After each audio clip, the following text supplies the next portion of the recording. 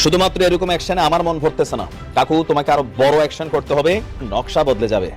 মাথার প্ল্যান যেটাই ঘুরুক, শুরু হয়ে গেছে মূল ধারার অ্যাকশন। আমরা যারা হতাশ হয়ে পড়েছি, আমাদের জন্য বিশাল এক সুসংবাদ দিয়েছে। আপনি খবর শুনে আশ্চর্য হবেন। আলহামদুলিল্লাহ, কলিজায় পানি আসছে। 13 বছর পরে এই প্রথম পাকিস্তান ও বাংলাদেশের মধ্যে 6টি চুক্তি এবং সমঝোতা স্মারক সইয়ের জন্য চূড়ান্ত করে রাখা হয়েছে। এবং একটা বিষয় কিন্তু মিডিয়া তেমনটা আসেনি, সেটা হচ্ছে গতকালকে বাংলাদেশ সেনাবাহিনীর কোয়ার্টার মাস্টার জেনারেল, বাংলাদেশে বিরাট ঘটনা ঘটছে। ডক্টর ইউনূস সরকার একটা চমৎকার উদ্যোগ নিয়েছে, যুগান্তকারী উদ্যোগ, শ্রেষ্ঠ অর্জন। আলহামদুলিল্লাহ বলা উচিত, সেলিব্রেট করা উচিত। ডক্টর ইউনূস সরকারের হাত ধরে সেটা হচ্ছে, ডক্টর ইউনূস সরকারের উদ্যোগের ফলে সেটা হচ্ছে। বিজ্ঞান দরকার নাই আমার, কুত্তা সামলাও তোমার। আজকে রাজনীতিবিদদের মধ্যে এরকম একটা প্রতিযোগিতা দেখতে পেয়েছি। মনে হচ্ছে যে সবাই দল বেঁধে এখন রাজাকার হওয়ার জন্য একটি লাইন বেঁধেছে। পাকিস্তানের পররাষ্ট্রমন্ত্রী বাংলাদেশে এসেছে, কেন এখন আর সেই 71-এর রাজাকার পাকিস্তানিদের সাথে মিটিং করব না, আমরা বসবো না, আমরা সেই কথা ভুলে গিয়ে এভাবে লাইন ধরা। অন্ততপক্ষে ফজলুর রহমানকে আমি স্পষ্ট বার্তা দিয়ে বলতে চাই, জুলাই বিপ্লবদেরকে যারা কালো অধ্যায় বলবে তারা বাংলাদেশের শ্রেষ্ঠ রাজাকার, তারা বাংলাদেশের আল শামস, আল বদর। অতএব এই ফজলুর রহমান তুমি সেই আল বদরের সদস্য। বইরা খাটাসগুলোর কারণেই গত 16 বছর পর্যন্ত এই ফজলুরের মতো বইরা খাটাসরা থাকার কারণেই আমাদের দেশের মুক্তি হয় নাই, শেখ হাসিনার বিতাড়িত হয় নাই। এই বইরা খাটাস, এই অ্যাডভোকেট ফজলুর রহমান সাহেবকে স্পষ্ট করে বলছি, বাংলাদেশে আপনি যাদেরকে রাজাকার বলছেন তারা দেশপ্রেমিক এবং মুক্তিযোদ্ধা, আর আপনি আদতে রাজাকার বিধায়ক। আসসালামু আলাইকুম দর্শক, নতুন একটি খবরে আপনাদের সবাইকে স্বাগতম। আশা করছি আপনারা ভিডিওর শুরুটা দেখেই বুঝতে পেরেছেন আজকের নিউজটা ঠিক কতটা গুরুত্বপূর্ণ হতে চলেছে এবং ঠিক কোন দিকটাকে ইঙ্গিত করছে।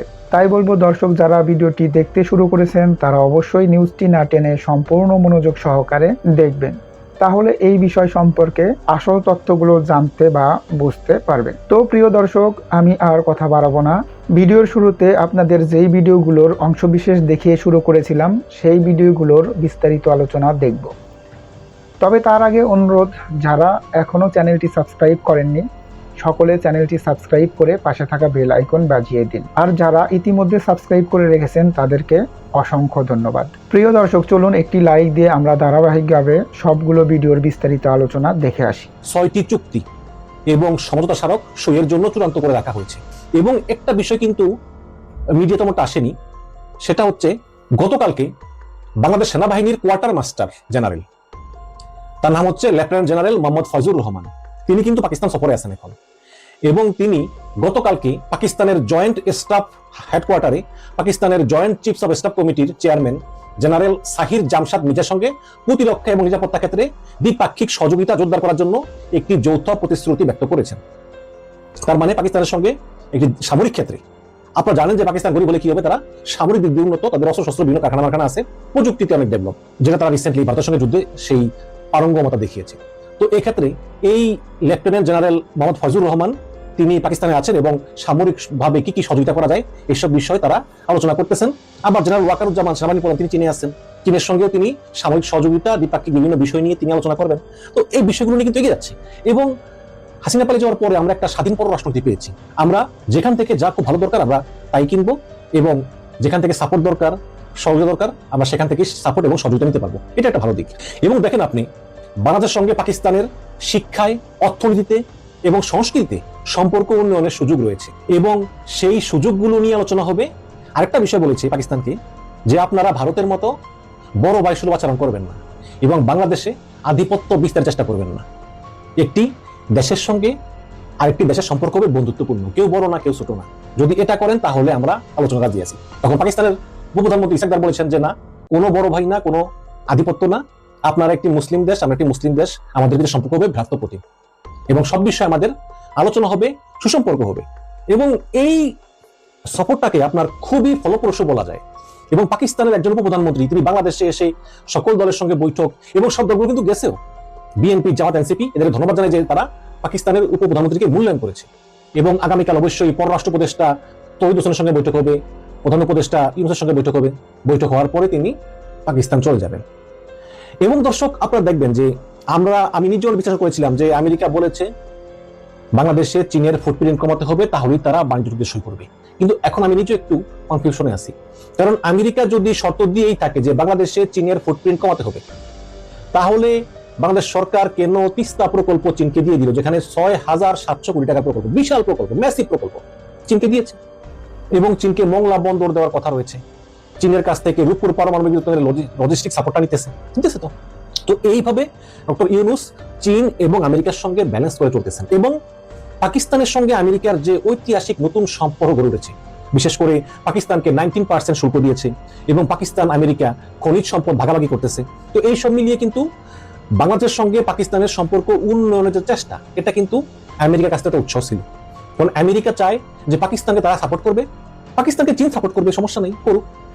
কিন্তু বাংলাদেশের মতোটা বড় বাজার, যেখানে প্রায় 20 কোটির মতো মানুষ, সেই বাজারেও পাকিস্তানের একটা অ্যাক্সেস দেওয়ার জন্য তারাও কিন্তু বাংলাদেশকে উৎসাহ দিয়েছে। এবার আমরা দেখেন যে আমেরিকার রাষ্ট্রদূত ঘন ঘন মিটিং করতেছেন, বিভিন্ন দলের সঙ্গে বৈঠক করতেছেন, সরকারের বিভিন্ন উচ্চ পর্যায়ে বৈঠক করতেছেন। এসব বৈঠকে কি আলোচনা জানি না, কিন্তু একটা জিনিস বুঝি যে বর্তমান ডোনাল্ড ট্রাম্প সরকারের যে ইচ্ছা, এটা বাস্তবায়ন করা কিন্তু রাষ্ট্রদূতের দায়িত্ব। এবং সেই ডোনাল্ড ট্রাম্পের ইচ্ছা অনুসারে কিন্তু বর্তমান রাষ্ট্রদূত ট্রেসিয়ান জ্যাকবসন তিনি কাজ করতেছেন, কোনো সন্দেহ নেই। তো অবশ্যই পাকিস্তানের সঙ্গে যে ভালো সম্পর্ক আমেরিকার বর্তমানে, এই কারণে হয়তো বাংলাদেশকেও একটা উৎসাহ দিচ্ছেন পাকিস্তানের সঙ্গে সম্পর্ক উন্নয়ন করার জন্য, এবং সেভাবেই সরকার কাজ করতেছে। এবং যেহেতু আমরা ছোট দেশ, আমরা তো আর আধিপত্যের বাইরে না, তাই না? চীন চায় আধিপত্য বিস্তার করতে, আমেরিকা চায় বিস্তার করতে, আমাদেরকে আমাদের নিজেদের স্বার্থে ব্যালেন্স করে চলতে হবে। এবং ইউরোপ সরকার যে ডিল করছে আমেরিকার সঙ্গে, চায়নার সঙ্গে ডিল করতেছে, এগুলো খুবই ভালো দিক। এবং যদি বিশ্বের বিভিন্ন দেশ থেকে সমস্ত পোশাক শিল্পগুলো আমাদের এখানে আসে, যে তোমরা শুল্ক কম, এই অপরচুনিটি আরো বেশি বেশি করে কর্মসংস্থান হবে।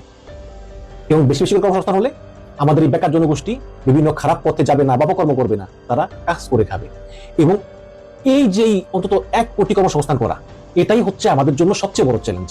ইউরোপ সরকারের আমলে আইন শৃঙ্খলা পরিস্থিতি খারাপ, কোনো সন্দেহ নেই, আমি নিজে সমালোচনা করি, কিন্তু অর্থনীতি খুব ভালো অবস্থায় আছে, অর্থনীতি ভালো অবস্থায় আছে। এবং আজকের খবর, আপনার রিজার্ভ 31 বিলিয়ন ডলার এখন, যে হাসিনার আমলে রিজার্ভ নেমে গিয়েছিল 9 বিলিয়ন ডলারে, সেখানে ডলার পাওয়া যেত না, আপনার ওই আমদানি করবে, ডলার নাই, কি সংকট, ক্রাইসিস, এবং ব্যাংকগুলো সব খালি হয়ে গিয়েছে, সেগুলো আস্তে আস্তে সব রিকভারি করতেছে। এই সরকারকে আপনি পদার্থ বলতে পারেন, কিন্তু সরকার কিন্তু চোর না। অন্ততপক্ষে ফজলুর রহমানকে আমি স্পষ্ট বার্তা দিয়ে বলতে চাই, জুলাই বিপ্লবদেরকে যারা কালো অধ্যায় বলবে, তারা বাংলাদেশের শ্রেষ্ঠ রাজাকার, তারা বাংলাদেশের আল শামস, আল বদর। অতএব এই ফজলুর রহমান তুমি সেই আল বদরের সদস্য। বইরা খাটাসগুলোর কারণেই গত 16 বছর পর্যন্ত এই ফজলুরের মতো বইরা খাটাসরা থাকার কারণেই আমাদের দেশের মুক্তি হয় নাই, শেখ হাসিনার বিতাড়িত হয় নাই, এই কারণেই হয় নাই। অতএব এই খাটাসগুলো থেকে বাংলাদেশের মানুষদেরকে সচেতন হতে হবে। আমি স্পষ্ট করে এই বইরা খাটাস, এই অ্যাডভোকেট ফজলুর রহমান সাহেবকে স্পষ্ট করে বলছি, বাংলাদেশে আপনি যাদেরকে রাজাকার বলছেন তারা দেশপ্রেমিক এবং মুক্তিযোদ্ধা, আর আপনি আদতে রাজাকার বিধায় এদেরকে আপনি রাজাকার বলছেন। জুলাই বিপ্লব আমাদের, এই বিপ্লবের উপর ভিত্তি করে আগামীর বাংলাদেশ হবে। সহ্য হইলে বাংলাদেশে থাকো ফজলুর রহমান, আর অসহ্য হলে বাংলাদেশ থেকে পালিয়ে যাও। শেখ হাসিনার আঁচলের মধ্যে গিয়ে লুকিয়ে থাকো ফজলুর, তোমাকে বাংলাদেশের জনগণ চায় না, তোমার বাংলাদেশে থাকার বিন্দুমাত্র অধিকার নেই। এই বইরা, যে বইরা অ্যাডভোকেট ফজলুর ঠিক মতো কথা বলতে পারে না, ঠিক মতো শুদ্ধ উচ্চারণ জানে না, ঠিক মতো টকশোতে কথা বলতে পারে না, 24 ঘন্টা এখানে ঢুকলেই ওনার ধর্মবিরোধী কথা বলা লাগবে, দেশ বিরোধী কথা বলা লাগবে, জামাত শিবির বিরোধী কথা বলা লাগবে, জুলাই যোদ্ধাদের বিরুদ্ধে কথা বলা লাগবে। এটার কারণটা কি? এই মানুষগুলোর এই উদ্দেশ্যের কারণটা কি? উদ্দেশ্য হচ্ছে একটাই, তারা এই বাংলাদেশে আওয়ামী লীগকেই চায়।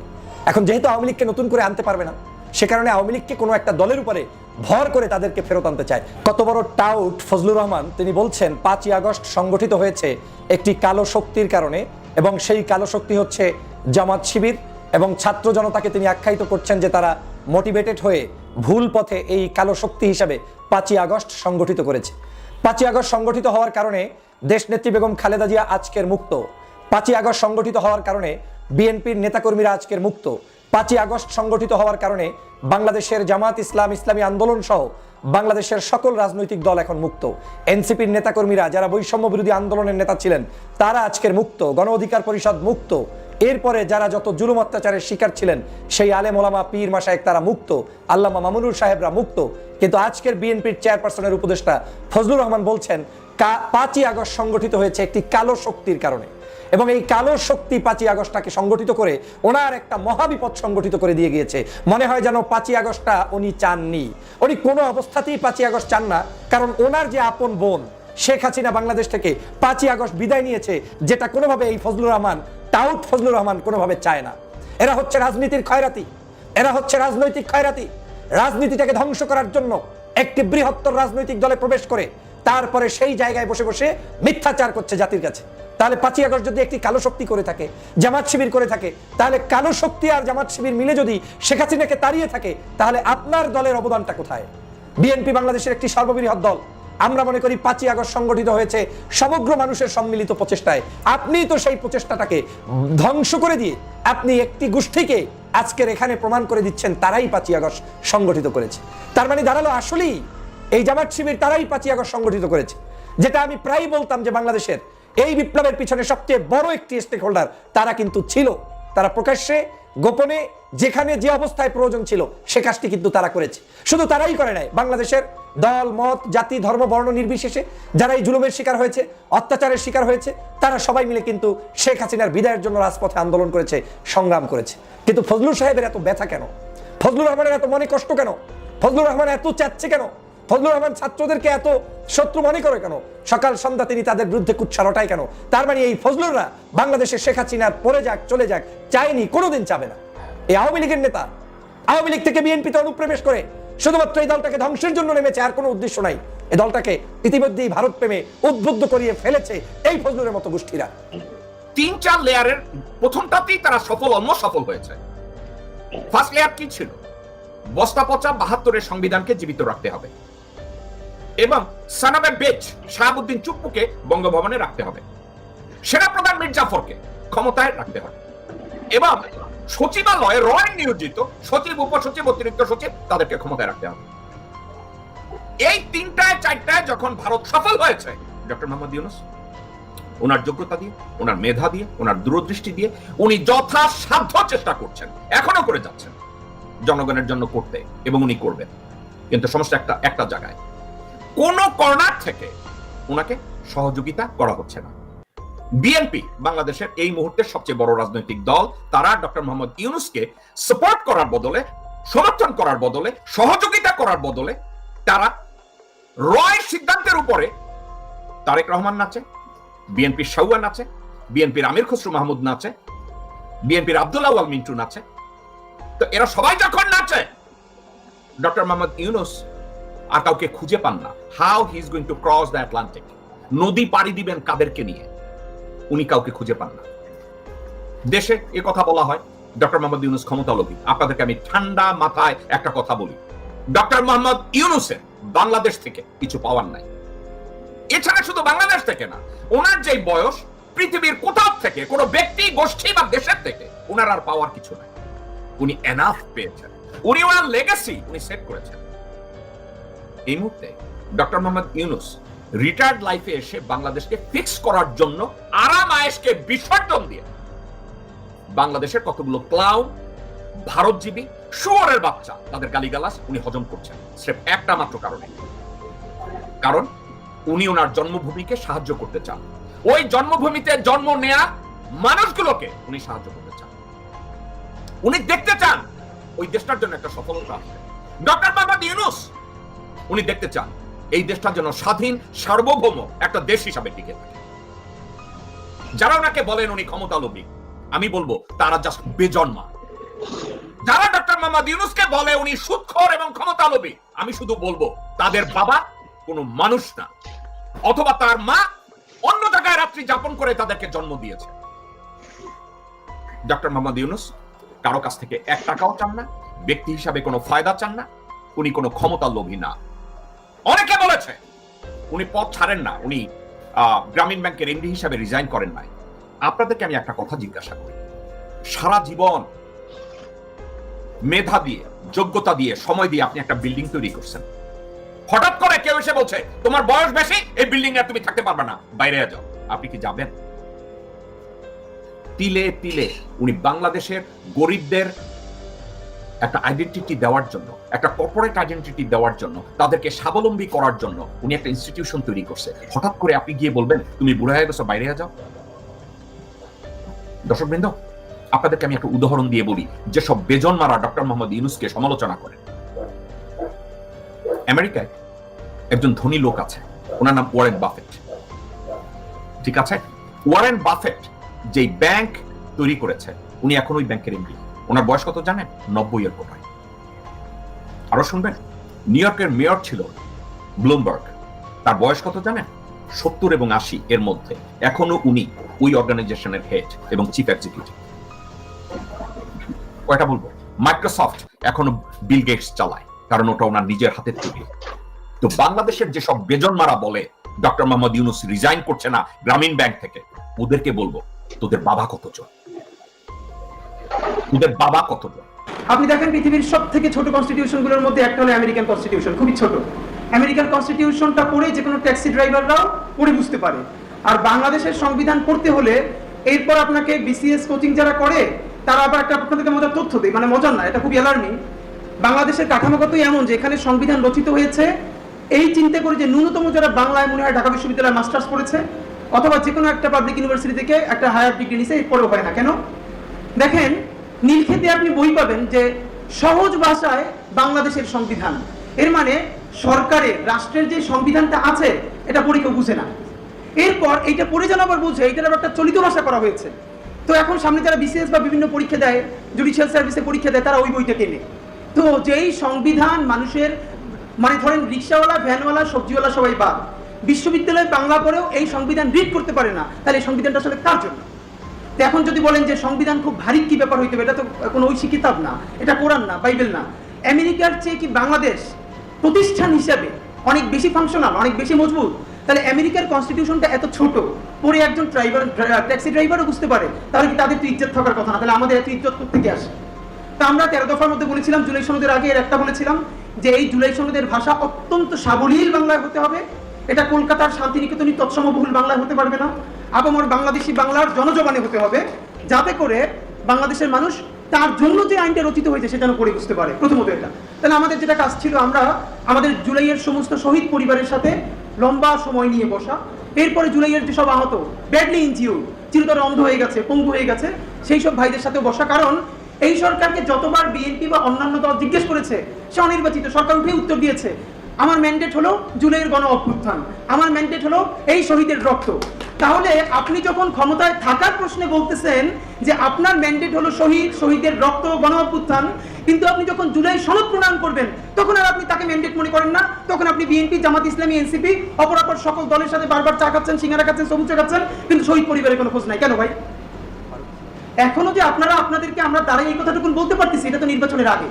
নির্বাচনের পর তো আপনারা আমাদেরকে কেউ চিনবেন না, না চিনলে সমস্যা নেই। আমরা তো আর সমুদ্র সিঙ্গারা খাওয়ার জন্য যমুনায় বা অন্য কোথাও কোনোদিন যাইও নাই, যাওয়ার আকাঙ্ক্ষাও নাই। কিন্তু প্রশ্ন হলো এই যে জুলাই সনদ, এই জুলাই সনদের নিরিখেই সামনের নির্বাচন হতে হবে, এর বাইরে আর কোনো কথা নাই। দেখেন আমি এইখানে কতটুকু আইনে কভার করে এই কথা আমি বলতে চাই না, কারণ আমি আইনের মানুষ না।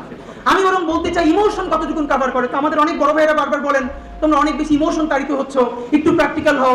আমি তাদেরকে বুঝাতে পারি না ঠিক কোন প্র্যাকটিক্যাল কারণে পলিটিক্যাল সায়েন্টিস্ট কোনজন পৃথিবীর যে অঙ্ক কষে কষে বলেছিল যে 24-এ নির্বাচনের পর সবাই যখন বলেছে হাসিনা মরা ছাড়া আর কোনোদিন মুক্তি নাই, এইটা সবাই বলে বিদেশ চলে গেছে, বাংলাদেশে ঘুমিয়ে গেছে, তখন কোন পলিটিক্যাল সায়েন্টিস্ট বলে নাই যে বাংলাদেশে এই ইয়াংদের হাতে ফ্যাসিবাদের চূড়ান্ত পতন হবে।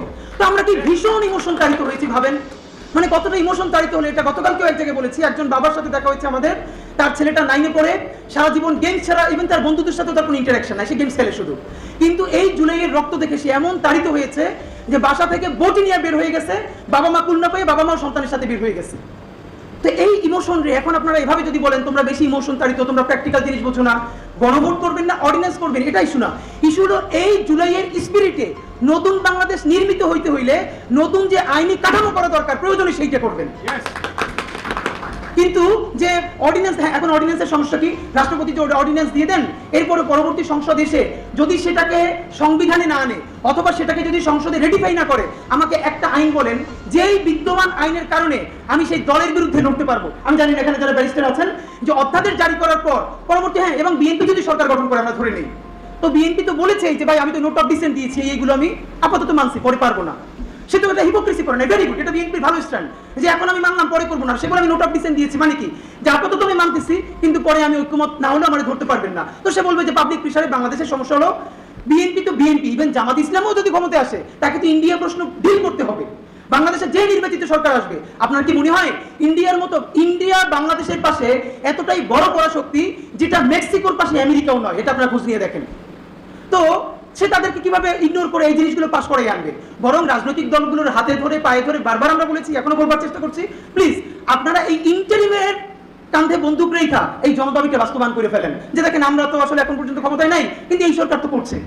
এই জুলাই সনদের নিরিখে যদি নতুন বাংলাদেশ গড়া না যায়, নতুন নির্বাচন করা না যায়, তাহলে প্রফেসর ইনুজ যে বলছেন একটা ঈদের আমেজের নির্বাচন হবে, আপনি বলেন তো সে আগের কাঠামোর, আগের আমলা, আগের পুলিশের নির্বাচনে বাংলাদেশের কোন মানুষ একমাত্র বিএনপি জামাত অপরাপর দলের কর্মী ছাড়া আর কেউ ভোট কেন্দ্রে গিয়ে দাঁড়াবে? তো সারা বাংলাদেশের ভোটারদের তো 20% তারা না। আপনি যদি ঈদের আমেজ চান, বিদেশ থেকে মানুষ এসে ভোট দিবে, বাচ্চাদের। দর্শক, আশা করি সবগুলো ভিডিওই আপনি মনোযোগ সহকারে দেখেছেন। সেই সাথে দর্শক, এই ভিডিওগুলো সম্পর্কিত যদি কোনো তথ্য বা মতামত থাকে তাহলে অবশ্যই কমেন্টস করে জানিয়ে দিন। এতক্ষণ সাথে থাকার জন্য ধন্যবাদ। আবার দেখা হবে আগামী ভিডিওতে কোনো নতুন টপিকস নিয়ে। সকলের সুস্বাস্থ্য কামনা করে বিদায় নিচ্ছি। আল্লাহ হাফেজ।